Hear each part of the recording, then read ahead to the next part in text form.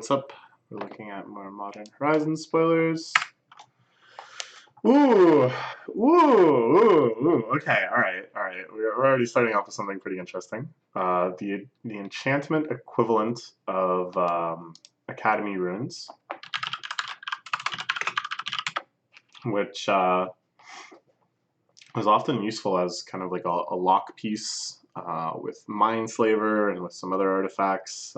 Just really interesting utility. Kind of makes a lot of edge case decks into something a lot more consistent.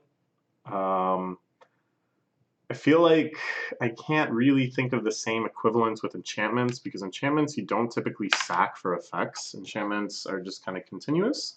So this is probably closer to the actual intended use of Academy runes, which was like to recur artifacts that get destroyed.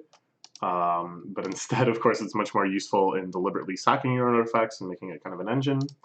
But this, I don't know. I'd be surprised if there's something equally useful going on here.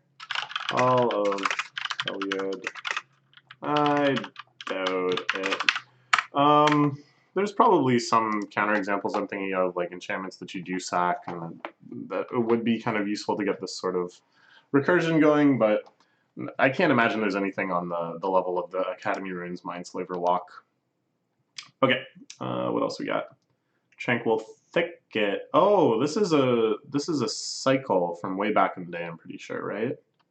Yes, the colored cycling, the monocolored cycling lands. These are pretty sweet. They cycle for just 1 mana instead of the other dual lands that cycle for 2, which is sometimes helpful, but it's also colored mana. It only produces 1 mana. I don't know. I could still see this being good in certain decks. Like there's like the mono red discard spam decks that might want to run Forgotten Cave, just for like Hollow One, for getting stuff in the graveyard, so on and so forth. Yeah, I don't know. These are very useful to have. I'm glad that they're being put into Modern. Or I could regret that if they make some really degenerate deck more consistent, but yeah, they're neat. I love the art of Lonely Sandbar. Has that been always the art? There's like 2 different arts. But either way, it's a very lovely area. Okay, what else we got? Carrion Feeder, this is another reprint. Yeah, this guy can put in work. Again, we're kind of getting some zombie tribal themes. We can push the zombie deck a little further. Having a sack outlet in that deck probably will be useful in some other sort of combo. And this guy can get fairly big fairly quickly, and the fact that he gets a permanent +1/+1 counter is nice. I don't know, some sort of weird zombie proliferate deck, perhaps, can be stitched together in limited. I really have a hard time speculating on what the limited format is going to be like. The archetypes are much more subtle this time around than I think your standard constructed set. So I think drafting is going to be kind of skill testing to try to see if there's like really hidden combos and stuff that are open to you. It's very, very cool. I'm so glad they're making a set like this. A truly expert level product. So, is there going to be like a zombie proliferate deck? Is there going to be some halves of those that this thing is okay in? Yeah, I don't know. Probably. Markov Manners. Or it or another creature dies, +1/+1 counter on each vampire you control. So again, we're getting these. I think this is just a brilliant idea to have like all sorts of sort of disparate tribal themes, like vampire tribal, and then we also had some goblin tribal, and then have them like stitched together by changelings, like that you can also just run tribal. So yeah, this is another good example of that. This seems fairly strong. If you're going wide with vampires, maybe there is like a vampire weenies deck that could do well with this. But I don't think it'll ever be tier 1 or anything like that. But it's interesting. nah, but bolsters at the casual level. Sure. Reckless charge. Getting +3/+0 in haste. And you can flash back. Sure. Retrospectiva. That's very cool. That's a flashback. Tribute Mage. Just the battlefield. So this is in a cycle, sort of. A long vertical cycle that's being put together. So what are the other ones? There's Trinket Mage and Treasure Mage. Trinket Mage is 1 or less, but same stats. And then Treasure Mage, I think gets you big stuff. 6 or greater, but with the same stats. And this is exactly 2. Is that how it works? Yes, exactly 2. So that's quite interesting. What stuff is exactly 2? Well, this is going to be a gigantic search. This is probably not really worth looking at, but I can see this being kind of cool in Cube because it fetches Signets, which are a big Cube staple, and some other mana rocks and such like that. In the same way that Trinket Mage is often a pretty desirable card. I think this will get you there. I think they're holding a Sword of the Meek. Yeah, look at that. Look at that recognition. Why can't I recognize kanji like this? I can recognize a made-up sword that I only remember because of a degenerate combo that used to be banned in Modern. Ugh. Anyways, maybe this is what Thopter Sword needs to get pushed back into Tier 1 and then immediately banned because apparently Wizards really hates that combo. Doubt it, but it's cool. I'm glad that they're kind of making more of these mage fetchers. I think that's really fun. I like this sort of deck building restriction. Just kind of like slicing across the card pool in interesting ways like this. Providing unexpected benefits to things with particular mana costs or other qualities like that, I think is very interesting in terms of deck building. Twisted Reflection. -6/-0 until end of turn. Oh, that is so much fun. That is so cool. So this is 2 stuff that blue does all the time. Power nerfs and power toughness switching. But then, if you ever combine them, that's just basically a kill spell. So if you are going to combine them with just 1 card, and blue can't possibly just kill a creature like that with 1 card, so you have to play black for the entwine. That's just very elegant design, very, very wonderful design. So I think this is a pretty solid combat trick. It's pretty splashable. If you want the entwine cost, and otherwise it can still save your butt in a lot of situations. So yeah, very cool. Cool art too. Vesperlark. Oh, okay. All right. So this is like Revelark.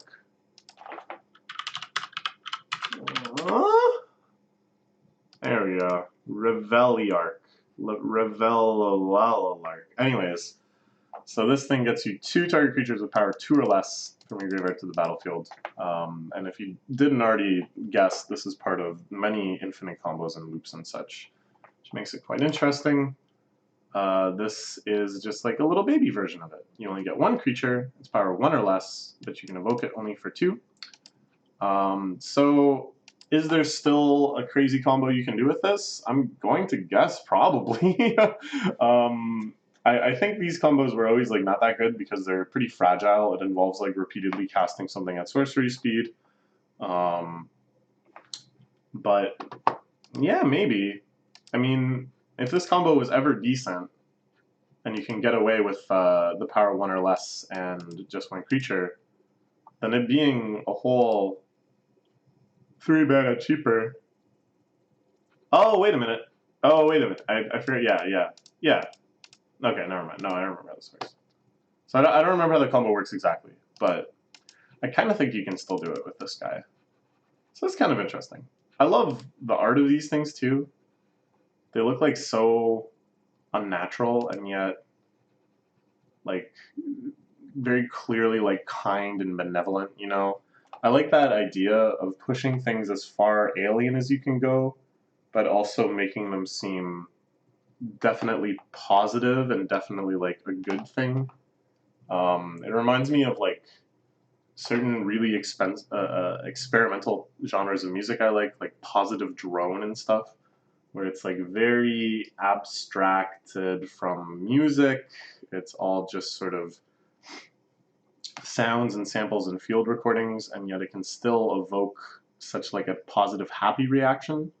It's interesting to me because normally when you make something so alien like that, so distinct from anything you would normally encounter in life, it's like scary.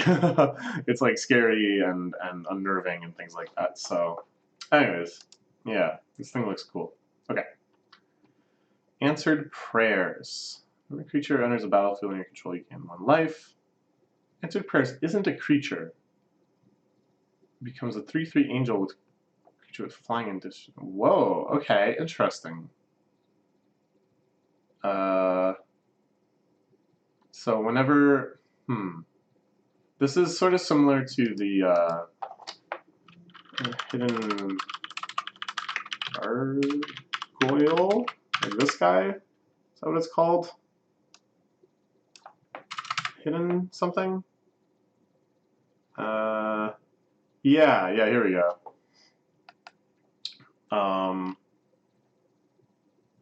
Like these guys. I thought there was one called Hidden Gargoyle. But whatever. So it's like kind of the same mechanic. If they cast an artifact, if it's an enchantment, it becomes a 5/3 creature token. Creature with trample. So this seems pretty strong, but it's like they're not going to cast an artifact until it's still advantageous to do so, even though you get this 5/3 soldier.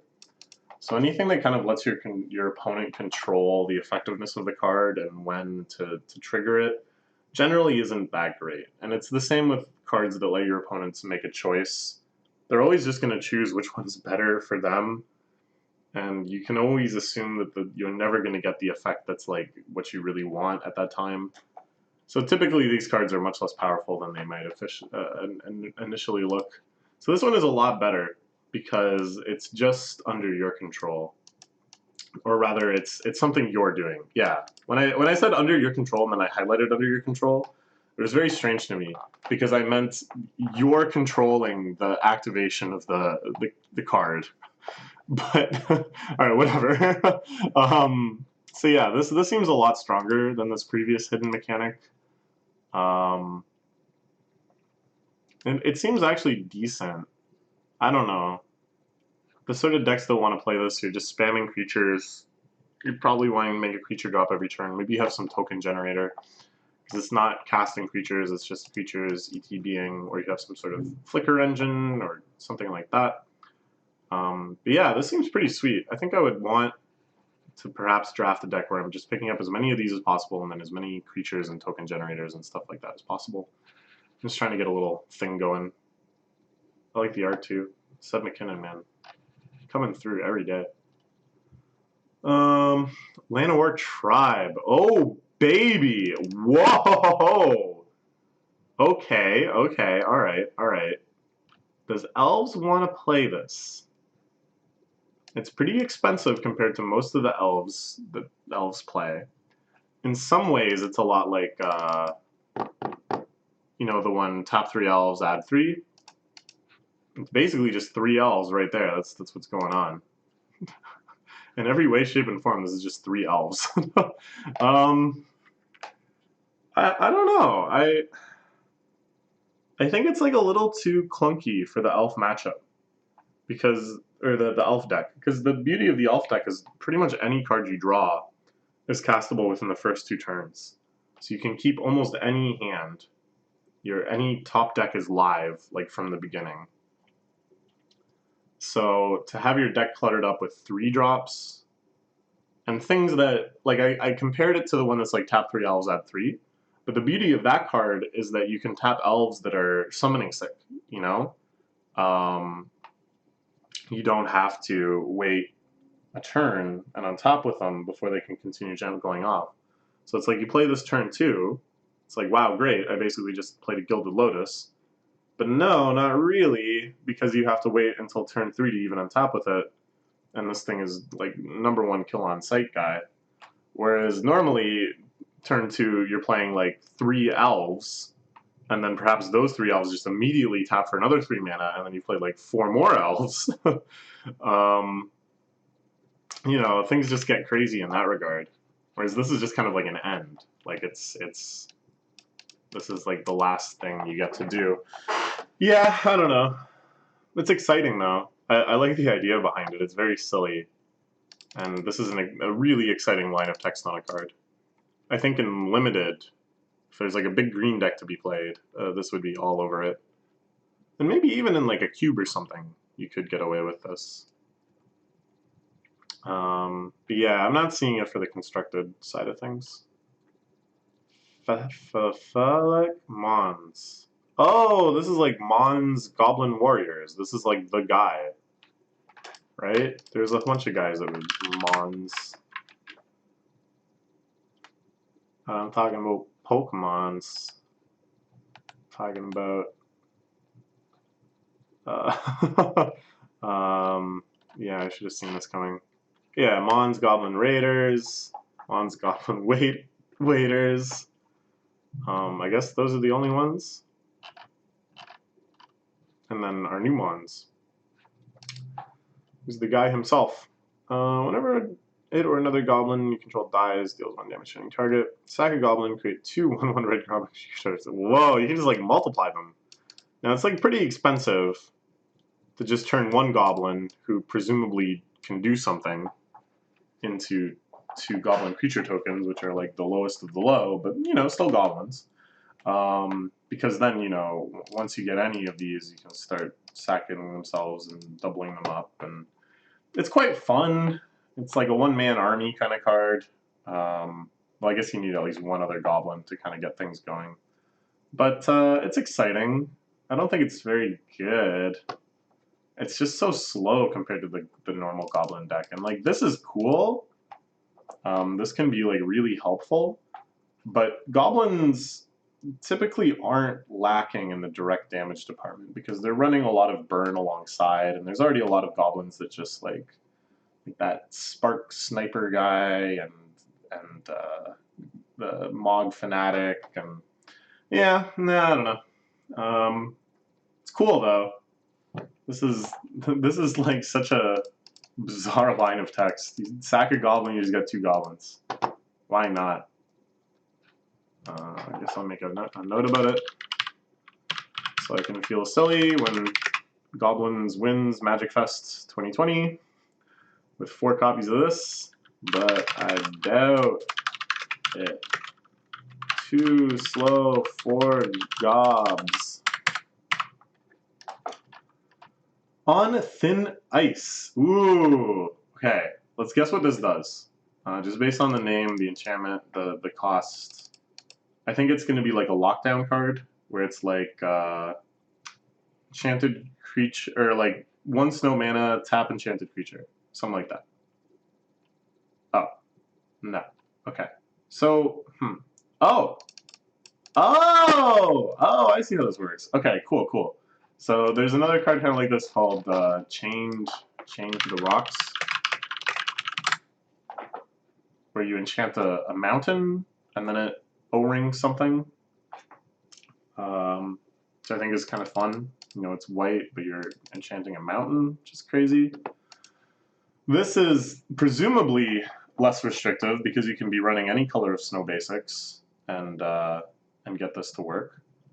In fact, I think there's a lot of decks that there's no reason not to just run snow basics and then run this card as like a pretty awesome removal effect.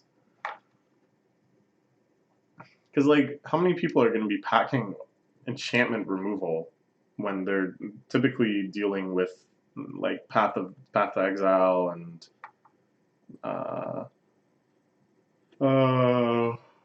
Settle the Wreckage and stuff like that. It's like, oh, surprise! You just got Ice O-ringed for 1 mana. All right.